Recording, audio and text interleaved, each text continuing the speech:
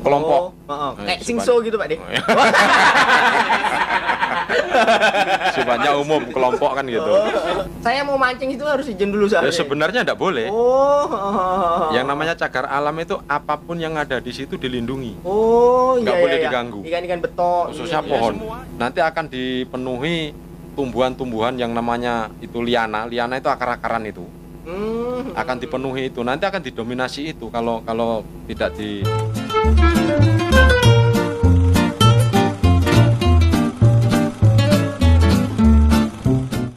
Oke, assalamualaikum warahmatullahi wabarakatuh. Jumpa lagi bersama saya Ahmad Fadilah di podcastnya Irsam, Dusun Pandan Kuning Desa Jangga Baru, yang hanya ada di channel YouTube Jangga Baru TV. Ya.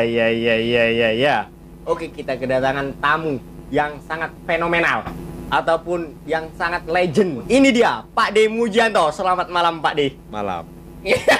Sehat Pak De? Alhamdulillah. Sehat. Senyumannya itu loh, Masya Allah. Kayak mana rutinitas di bulan Ramadan ini Pak De? Lancar Pak De? Alhamdulillah. Alhamdulillahirabbil alamin. Gini Pak De, kita sampean kan sudah lama menjadi kader untuk melindungi cagar alam kan, seperti itu Pak De. Ya. Itu sampean berapa lama? Lebih spesifiknya itu berapa lama sampean menjadi kadernya? Kalau untuk menjadi kader ya udah lama sekali sih. Sejak tahun 2003 sampean di SK-kan ya. di SK-kan Di dari SK-kan tahun 2003 sampai sekarang. Itu nggak bosan Pak De? Ya enggak bosan. Pokoknya mengabdi untuk alam gitu ya Pak De ya. Iya. Terlanjur menjiwai. Oh, terlalu mencintai itu Ya, tadi. mencintai alam. Memang kalau cinta tuh payah. Jadi tugas kader itu apa Pak De? Sebenarnya kalau tugas khusus sih nggak ada, tapi dibebani. Kita dibebani amanah gitu ya. Dibebani amanah untuk mengawasi cagar alam dari kerusakan yang disebabkan oleh tangan manusia. Misalkan penebangan kayu secara liar, secara alam tanpa izin, terus perambahan perladangan, itu yang diawasi. Terus pal-pal yang rusak. Pal itu apa Pak De? Pal itu pal batas patok. Batas patok. Misalkan nanti ada yang rusak, itu perlu dilaporkan supaya ada renovasi atau perbaikan kembali kan, kayak gitu aja. Itu melaporkannya kemana itu Pak De? Ke BKSDA Jambi. BKSDA Jambi. Iya. Melalui petugasnya lah. Berarti itu tugasnya. Ini Pak De, cagar alam kita ini luasnya berapa sih Pak De? Luasnya cagar alam kita itu 41,37 hektar. Nah, itu dikelilingi dari 2 desa. 2 desa yaitu Desa Jangga Baru dengan Desa Jangga. Jangga. Berarti dia di tengah-tengahnya itu ya Pak De? Ya, betul. Dengan luas segitu itu Pak De, sampean itu punya anggota lain nggak? Apa dewean? Ada. Yang jadi kader konservasi di sini yang rutin ada 4 orang, yang lainnya anggota. Itu tugasnya sama. Sama, tugasnya sama. Untuk sama, mengawasi itu tadi ya. Mengawasi. Itu letaknya itu cagar alamnya di mana itu Pak De? Ya, di desa kita Di Jangga desa Baru ini. Di Desa Jangga Baru ya. Desa Jangga Baru dengan Desa Jangga. Namanya itu apa Pak De? Cagar alam. Cagar alam Durian Luncuk 2. Desa Jangga Baru. Berarti itu menjaga apa yang ada di situ gitu ya Pak De? Iya.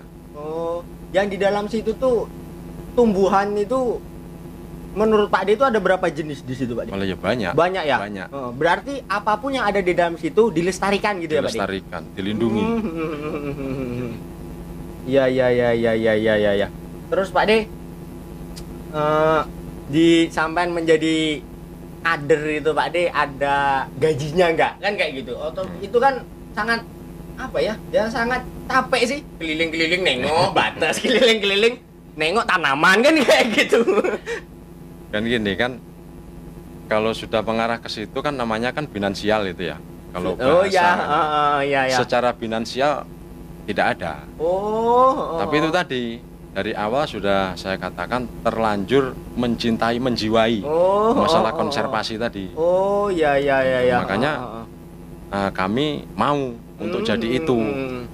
Sekaligus membantu negara dalam pelestarian kawasan kan. Ya. Untuk melindungi hutan lindung itu gitu ya Pak De. Di situ Pak De pokoknya ataupun menjadi tugasnya itu kan tadi kayak perbatasan itu. Di situ Pak De yang menjadi ikonnya tuh tanaman apa Pak De? Begini, yang namanya cagar alam itu sebenarnya tidak boleh campur tangan manusia. Ditanami apapun tidak boleh yang sifatnya campur tangan manusia kecuali tumbuhan situ yang sendiri. Yang diarahkan ke situ lagi. Kan gitu. Misalkan kayak pohon bulian diambil bibitnya dari situ, kita polybed. Nanti kita tanam di situ lagi nggak masalah. Tapi kalau dari didatangkan dari daerah lain itu memang nggak boleh sebenarnya gitu nggak boleh. Harus khusus endemik situ. Gitu. Berarti di situ tuh ikonnya itu ya pohon bulian itu ya Pak? Ya pohon bulian, pohon bulian dan pohon-pohon yang ada di situ termasuk meranti, balam dan sebagainya. Yang penting endemik situ lah gitu. Ya jangan disebutkan semua lah Pak, ditakut saya nanti tukang gesek digesek malah kucur. Kan kayak gitu Pak De. Di dalam situ Pak De, sampean itu pernah nggak bertemu dengan binatang buas Pak De? Bola sering di situ ya. Tapi sejauh ini hanya sebatas ini beruang dengan ular sawah di situ. Beruang dengan ular sawah yang pernah ditemui kan gitu. Cuman kalau untuk yang lain misalkan kayak harimau memang sudah tidak ada di sini. Memang sudah tidak ada. Ya. Di situ Pak De, ular sawahnya itu sebesar apa Pak De? Yang pernah sampai temui? Ya kalau yang pernah ditemui, tapi ya sudah berapa tahun yang lalu kan. Itu kalau panjangnya berkisar 6 meter. Gitu. Berarti rata-rata kurang lebih di situ ularnya panjangnya 6 meter gitu ya? Ya nggak semua ular di situ segitu sih. Tapi rata-rata ada yang segitu kan gitu. Ada juga yang kecil kan gitu. Oh iya. Itu kalau kira-kira kalau manusia itu Pak De kemakan nggak? Positif kemakan ya Pak De? Jelas kalau yang jelas ya. Udah jelas. Itu Pak De sampean ada ketakutan arah ke situ nggak sih Pak De? Ya sebatas kita tidak mengganggu sebenarnya mereka juga tidak akan mengganggu gitu. Yang namanya beruang, harimau, ular itu sebatas kita nggak mengganggu, dia juga nggak akan mengganggu kita kan gitu. Perhatian dari pihak terkait Pak De, dari BKSDA itu ada nggak sampai sini gitu loh? Gini, kalau perhatian dari BKSDA itu sebenarnya udah banyak yang diberikan kepada masyarakat Desa Janggabaru. Itu salah satunya bentuk ya pelatihan, terus bantuan ekonomi. Itu udah banyak yang diberikan dengan kita Desa Janggabaru ini. Namun karena pengelolaannya di sini kurang maksimal, akhirnya kayak begitu aja kan gitu. Berarti hanya ya dibantu habis gitu ya? Bukan habis. Sebenarnya sekarang kan kayak bantuan ini kan tenda itu kan masih ada kan gitu. Itu kan secara MOU dengan yang mengelola itu kan kita kan ada. Iya. Sampai sekarang kan masih ada kan gitu. Itu juga bantuan dari BKSDA. Mungkin tujuannya BKSDA itu membantu tenda itu tujuannya supaya tidak ngambil kayu di hutan itu mungkin kayak gitu Pak De, misalnya itu salah satunya. Mau ada pesta kan kayak gitu, nggak ngambil kayu dari situ, sudah kami siapkan tenda nih kan kayak gitu. Kan dulu gini, pertama-tamanya kita kan mengajukan minta bantuan tenda dengan alasan daripada kami kalau ada pesta harus menebang pohon kan gitu. Makanya dengan alasan itulah BKSDA memberikan bantuan, tapi dengan catatan harus dikembangkan kan gitu. Tidak hilang begitu saja, harus dikembangkan. Ya alhamdulillah sekarang yang dikelola itu Pak Sunari itu kan masih berjalan terus kan gitu. Alhamdulillah. Ya setidaknya sudah bisa menciptakan lapangan kerja bagi masyarakat Desa Janggabaru. Selain itu Pak De, selain tenda itu tadi banyak bantuan ekonomi yang lain. Kayak dari sembako gitu ya? Bukan. Kalau sembako itu sifatnya kan pribadi. Ini kan sifatnya kalau bantuan dari BKSDA itu sifatnya umum, kelompok. Kayak singso gitu Pak De. Sifatnya umum, kelompok kan gitu. Iya. Jadi pernah juga dibantu benih bibit ikan, pernah. Cuman nggak berkembang karena di sini faktornya banyak. Yang pertama hama. Musang, burung, ya. Berang-berang, burung hantu dan sebagainya lah, biawak. Itu makanya dari faktor nggak bisa jadinya berkembang ikan di situ kan gitu. Jangankan ikan piharaan, ikan alam aja habis. Di sini kan gitu. Betul. Makanya tidak bisa berkembang. Sudah itu pernah juga dibantu kambing. Bantu kambing habis lantaran dimakan biawak tadi. Iya, dimakan orangnya. Nggak berkembang, majer. Bantu bibit sayuran pernah. Udah banyak sebenarnya bantuan dari BKSDA itu. Cuman kan itu tadi karena pengelolaan dan manajemen kurang pas. Ya itulah sifatnya kalau yang namanya berkelompok memang sudah kayak gitu. Ya. Sementara bantuan kalau tidak melalui kelompok nggak bisa cair. Ya betul. Kan gitu. Betul. Sebetulnya sudah sangat banyak membantu masyarakat desa Jangga Baru itu ya Pak De. Banyak. Gini Pak De, semisal nih kami ingin masuk ke sana, itu harus ada yang mendampingi atau enggak Pak De dari pihak Pak De? Ya kalau untuk masuk kawasan cagar alam itu harus punya surat izin. Nggak bisa semena-mena sembarangan. Misal nih Pak De, contohnya nih di dalam situ kan ada sungai kan kayak gitu. Misal saya mau mancing itu harus izin dulu ya, sebenarnya enggak boleh. Yang namanya cagar alam itu apapun yang ada di situ dilindungi. Nggak boleh diganggu. Ikan-ikan betok gitu ya. Ya semuanya pokoknya, semuanya. Semut aja dilindungi. Nggak boleh diganggu. Kalau bisa dikembangkan gitu. Iya, memang betul. Kayak gitu, cagar alam itu namanya. Di situ Pak De, selain itu Pak De, selain tanaman-tanaman keras, ada nggak tanaman-tanaman yang misalnya kayak yang indah-indah kayak bunga kayak itu gitu Pak De? Ada ya? Ada palem-paleman. Terus ya anggrek-anggrek alam lah. Ada. Itu kan otomatis kan sampean kan secara tidak langsung ataupun secara tidak belajar secara tertulis, sampean kan belajar dengan alam kan kayak gitu Pak De. Itu dia itu tumbuhnya Pak De mengikuti suhu apa bisa basing tempat gitu Pak De? Kalau anggrek itu kan sebenarnya tumbuhnya kan basing tempat, yang jelas di atas pohon. Cuman karena sekarang itu faktornya populasi monyet terlalu tinggi, terlalu banyak, sehingga pertumbuhan itu populasi yang namanya anggrek itu boleh dikatakan sudah mulai punah. Karena baru tumbuh untuk manjat monyet lepas. Iya. Itu faktornya. Habis itu cara untuk mempertahankan populasi itu kayak mana Pak De? Apa membasmi hama-hama kan kayak gitu? Ya kita harus menyeimbangkan lagi. Sebenarnya itu. Ya buat penangkaran di rumah gitu ya. Habis itu ditanam lagi di sana gitu. Itu pun nggak maksimal. Maksudnya gini. Yang namanya alam kalau sudah kalah sebelah itu akan terjadi terregradasi generasi berikutnya. Iya. Artinya umpamanya ini sudah kebanyakan monyet nih. Tumbuhan yang lain ini nanti akan kalah. Baru tumbuh pucuknya dimakan. Ini bunker, kata orang Jawa bunker. Ya. Baru tumbuh dimakan lagi, akhirnya mati. Nah, itu khususnya pohon.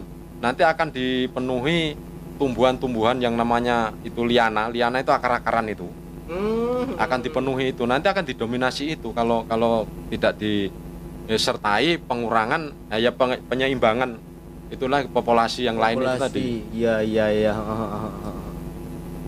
Sikap dari sampean ataupun pihak terkait itu Pak De untuk menyeimbangkan itu kayak mana Pak De? Sebenarnya sudah pernah dilaporkan.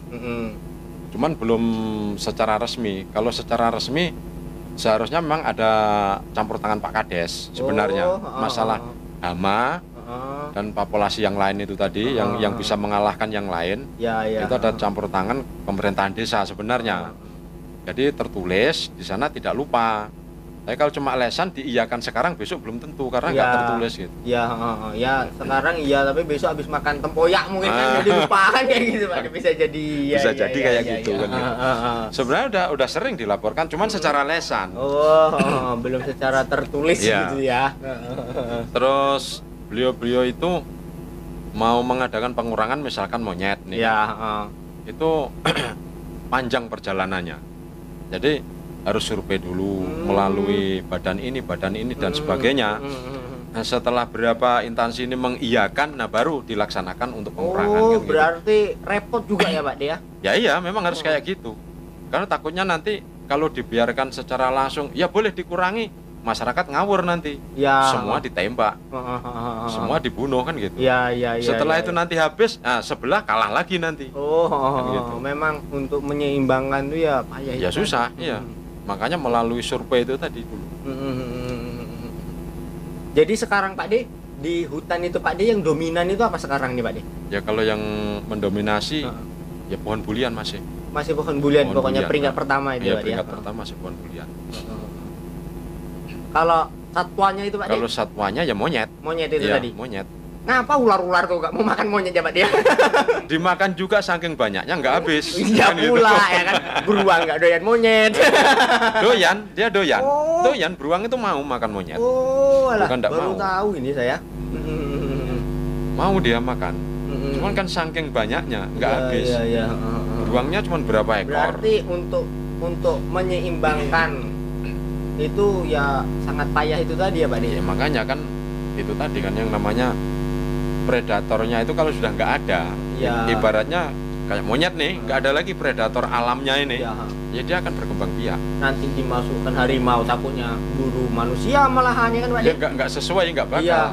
Karena luasan jelajah harimau itu dalam satu ekor harimau itu sekitar 60 sampai 100 hektar.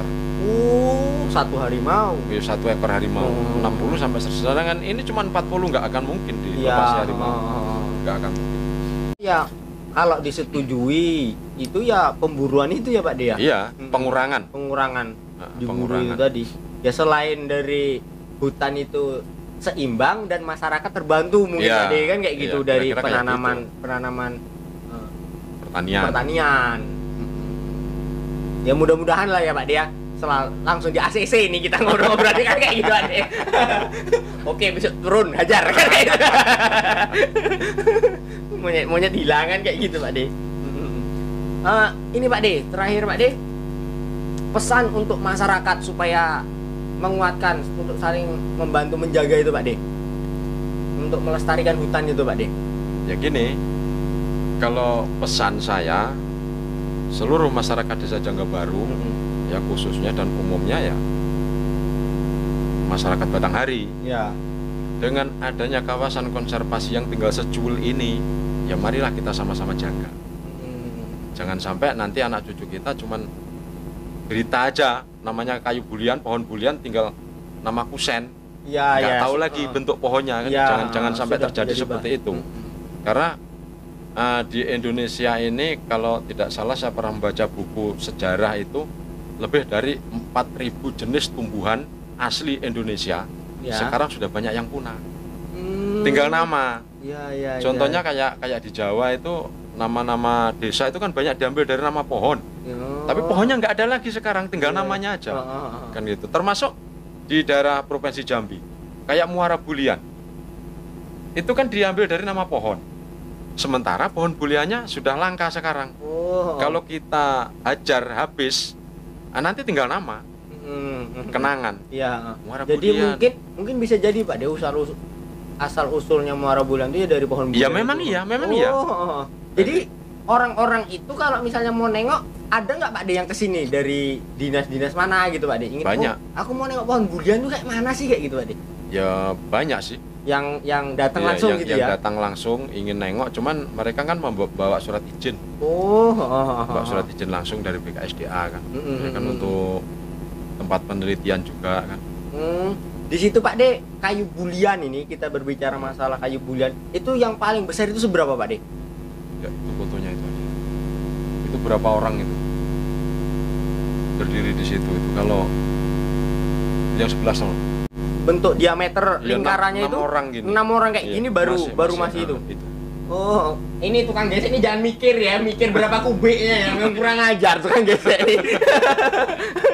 Oh, ini maksud saya menanyakan itu, ayo kita jaga untuk melestarikan kan kayak gitu.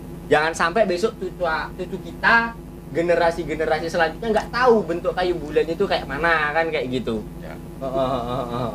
Berarti itulah tugas dan fungsinya menjadi konservasi cagar alam ya Pak De ya.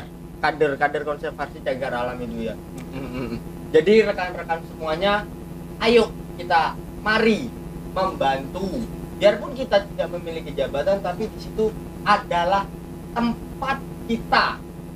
Masa kita nggak ingin orang luar ingin menengok kayu bulian di tempat kita kan kayak gitu. Jadi sama-sama ayo sama-sama saling menjaga kayu bulian yang masih ada. Terima kasih. Saya Ahmad Fadilah. Wassalamualaikum warahmatullahi wabarakatuh. Waalaikumsalam warahmatullahi wabarakatuh. Loh.